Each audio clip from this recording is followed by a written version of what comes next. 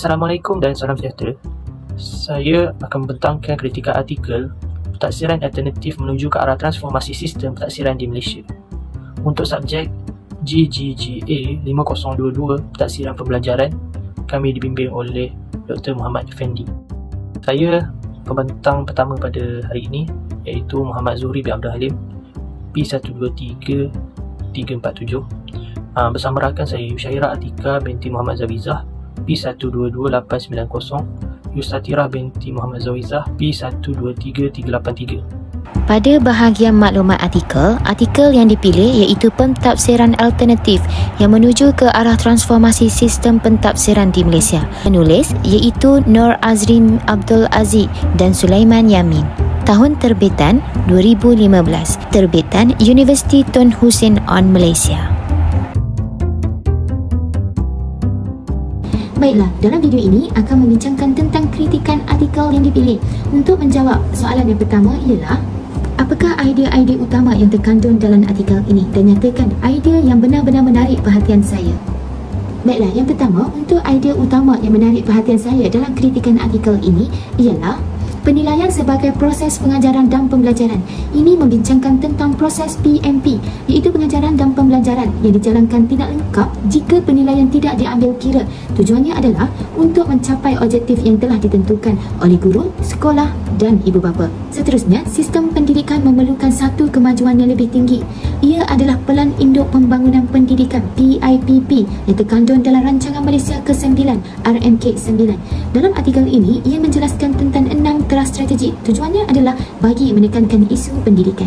Selanjutnya, kepentingan pentadsiran alternatif. Ia adalah pentadsiran secara teras di mana ke arah kepelbagaian ujian pencapaian yang standard. Selanjutnya, pentadsiran yang dilaksanakan di sekolah yang telah dijalankan ini adalah proses pembelajaran secara berterusan. Pentadsiran ini untuk memastikan setiap pelajar memahami dan dapat menterjemahkan kehendak tugasan yang telah diberikan. Akhir sekali, yang telah diperoleh dalam kritikan artikel ini iaitu tentang perbezaan pentadsiran alternatif dan pentadsiran tradisional, yang mana pentadsiran alternatif antara jalan yang terbaik untuk dilaksanakan di sekolah bagi mewujudkan proses PMP dengan lancar. Manakala pentadsiran tradisional pula ialah seolah-olah tidak mempunyai ciri-ciri positif yang lebih menonjol dan membantu proses PMP tersebut. Okey, baiklah, untuk menjawab soalan yang kedua berdasarkan kritikan artikel ini, itu adakah terdapat sebaran idea baru dalam artikel ini dan bolehkah informasi dalam artikel ini boleh digunakan secara praktikal? Untuk menjawab soalan ini, ya, terdapat idea baru yang disampaikan dalam artikel ini. Berdasarkan informasi dalam artikel ini, ia boleh digunakan secara praktikal kerana penekanan yang diberikan adalah berkaitan dengan pentadsiran alternatif dalam pengajaran dan pembelajaran. Isu yang berkaitan dengan pendidikan ini sering menjadi isu utama untuk meningkatkan taraf pendidikan di Malaysia dan dapat melahirkan pelajar yang cemerlang dalam bidang akademik. Setiap informasi yang diberikan dapat memberi pengajaran kepada semua pihak untuk meningkatkan taraf pendidikan.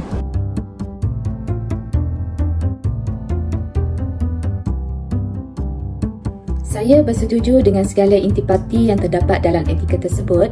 Antaranya, penulis membuat pembandingan antara pentadsiran tradisional dengan pentadsiran alternatif dan kekangan melaksanakan pentadsiran alternatif.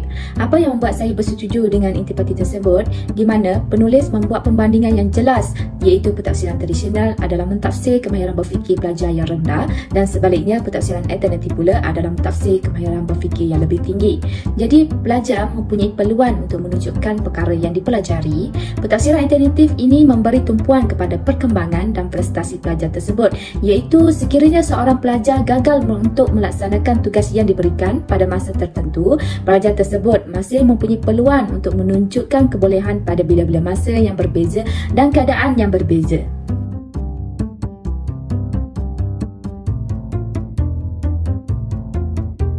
Okey, saya akan meneruskan soalan nombor 4 iaitu secara keseluruhan, apakah penilaian anda tentang organisasi dan penyampaian idea dalam artikel ini?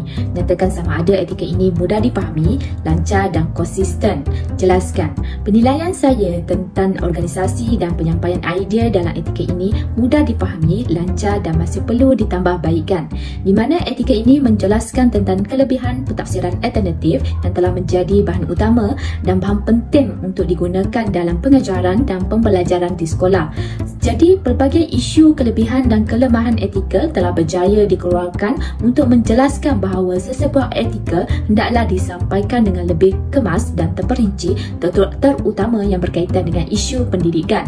Seterusnya, pelbagai pembincangan dan cadangan perlu diolah dan dihuraikan supaya etikal tersebut berjaya difahami oleh semua pembaca.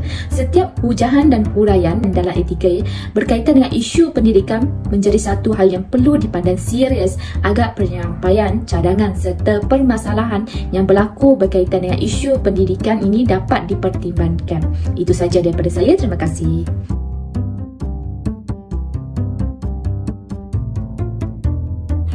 Okey, untuk soalan 5, apakah cadangan anda untuk mengembangkan idea dalam artikel ini? Sila jelaskan.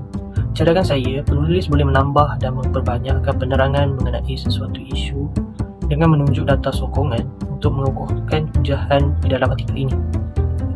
Penulis perlu menunjukkan data-data empirikal agar pembaca dapat melihat dan memahami dengan lebih jelas berkaitan pandangan dan hujahan yang telah diberikan. Ini untuk mengukuhkan lagi kefahaman dan input di dalam artikel ini untuk memudahkan pembaca memahami berkaitan dengan ke arah mana penulis ingin membawa pembaca berkaitan dengan pentafsiran alternatif. Terdapat banyak maklumat di dalam artikel ini tetapi semuanya secara tidak mendalam, lebih ke arah permukaan maklumat sahaja, menyebabkan pembaca ingin tahu dengan lebih mendalam berkaitan dengan artikel pentafsiran alternatif ini. Selain itu, penulis boleh menyelitkan nota kaki dalam penulisan beliau agar pembaca dapat memahami perkataan tanpa perlu meneka maksud sebenar penulis. Setiap perkataan yang kurang jelas dan mengelirukan hendaklah diterangkan pada nota kaki agar para pembaca tidak perlu membuat rujukan luar untuk mengenal pasti maksud tersebut. Ini sangat membantu para pembaca untuk memahami intipati dan maksud sebenar yang ingin disampaikan oleh penulis.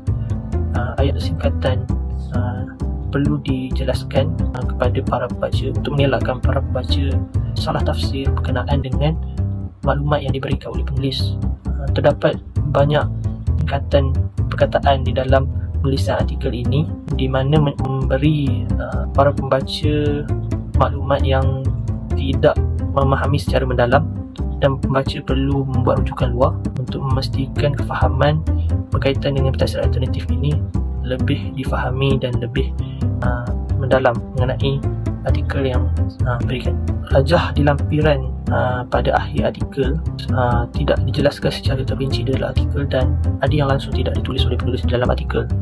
Rajah di lampiran itu boleh dikatakan tidak jelas kepada para pembaca kerana tidak difokuskan kenapa itu adalah langkah-langkah ataupun cara-cara yang terbaik. Adakah ia sesuai dengan keadaan semasa dan boleh dipraktikkan di dalam sekolah.